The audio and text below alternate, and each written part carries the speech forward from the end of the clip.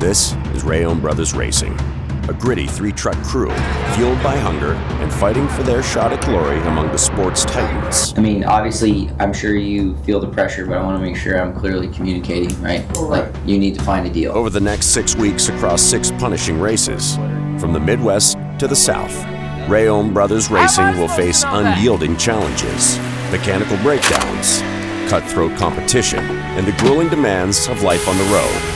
Every race is a proving ground, every lap a testament to their hard work. I had to tell someone to go home tonight, in the middle of their job, in the middle of a pit stop. Welcome to Reaume Brothers Racing, an unfiltered journey into the heart, grit, and unbreakable spirit of a small, hard-working team chasing big dreams in the NASCAR Craftsman Truck so fun. Series. This is the most fun I've had ever in a race car. Minus my mistake, but I love you. Not the way we wanted to start the 6-week stretch, for sure. Clipped a truck. Rough day in Texas after the way our weekend started with the hauler not showing up and just the rain and all that fiasco, and then to kind of end the day with the twerp race truck is not good. We could jam on it, but it's not going to be an easy week, right? The idea is that we'd like to be able to turn and burn stuff because we get better at it, right? Stuff doesn't typically come loose off of a tight race truck. It's going to be a long night. The turnaround's tight, right? You go from 15-hour drive to Texas to like a 15, 16-hour drive to Kansas. So yeah, being in the middle of that 6-week stretch and then with the super tight turnaround from the haulers getting back from Texas until I had to leave for Kansas just about 3 days later.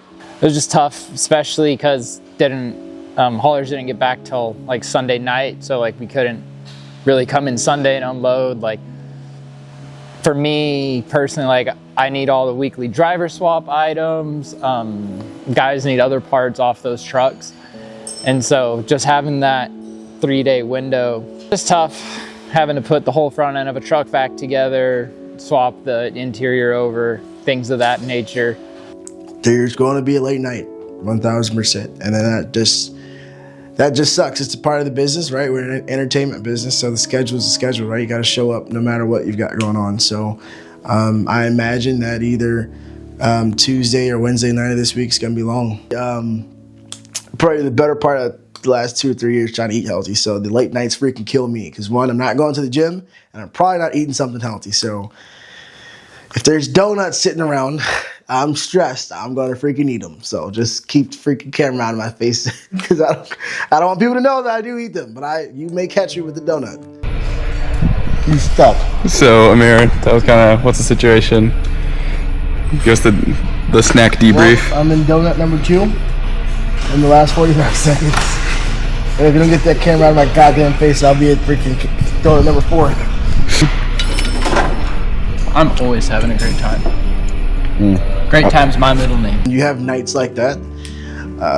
You have to be super goal oriented, right? You have to tell everyone like, hey, this is what we need to get done realistically. Like you need to make good lists, and you got to be able to assign tasks to people to make sure that they're jamming, right? Because I don't need people here just standing around, right? Like if you're here late, I need you to jam so that we can kind of move the needle in the direction that we need it to go. So it's all like it's just back to organization and good leadership, right? Like Josh does a good job of making lists and assigning stuff, and we tell the guys all the time. It's like most times when you're here late, it's the little stuff that freaking kicks our butt, right? We're not putting the motor in at 9 o'clock at night, or we're not freaking installing brakes at 8 o'clock at night. It's the small stuff. It's the hood pens, it's the tethers, it's grill screens, it's the last little bit of decals, right? That's left. It's really just kind of like go into it and you just know that you just got to work your tail off and get everything done as efficiently as possible. And above all, make sure you don't overlook anything and keep something loose. Last thing you ever want is for something to fall off the truck. And really you just go into it with your head down, knowing like, got to get shit done, got to do it efficiently, and above all, you have to do it right. I think the important thing is to keep the team unified and pushing in the right direction. We worked hard leading up to the stretch to put a lot of trucks together.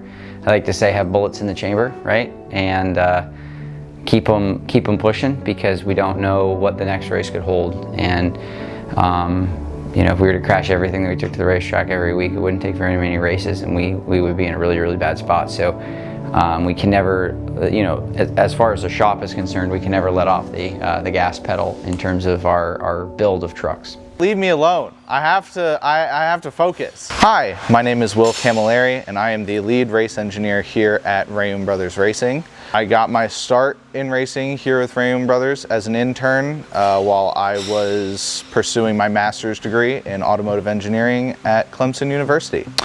Yeah, so you really can't stop. It was very unfortunate that we wrecked at Texas, but that's racing. It is what it is. So we just go to the next truck up, and because we're such a small team, I am responsible for all three.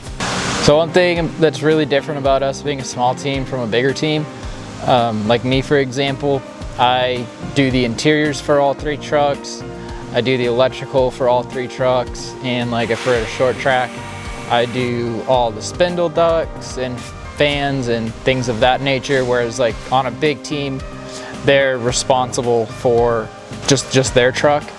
Where here, whatever your job is, you're responsible for that on all of the trucks because there's not very many of us. So that pretty much just means 3 straight days of setting up and pulling down one after another nonstop. So we use the pull down to simulate the load on the racetrack, so we can make sure that all of our clearances are correct, our cambers are correct, our height off the ground for our splitters is where we want it to be. And with the limited track time that we're given, it adds to the importance and value of having one because, we only have 25 minutes to get everything dialed in when we're at the track. So during practice, the truck wasn't really in the racetrack. It was very light, essentially like light on its feet. So Frankie wasn't super comfortable with that. So we kept adjusting on it and getting him more comfortable with the truck to get him into the racetrack. And we continuously built speed throughout the night. And honestly, that's kind of my main focus is getting Frankie comfortable and getting the truck how he wants it. So the entire time during the race, I'm just trying to figure out what he needs and what the next step in that process is. But it quickly turned into another race with just super bad luck. Had a truck pit in front of us with really no signal.